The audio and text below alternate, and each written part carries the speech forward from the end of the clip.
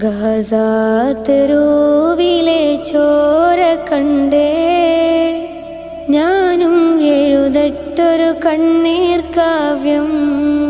പിഞ്ചോമന മക്കളെ ചോരക്കായി ദാഹിച്ചലയുന്ന ചെന്നായ്ക്കൂട്ടം.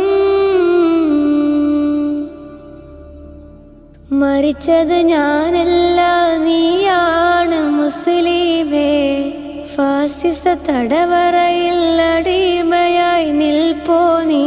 എന്ന് തീരും ഈ കണ്ണുനീരിൻ മോചനം നേടുകില്ലേ?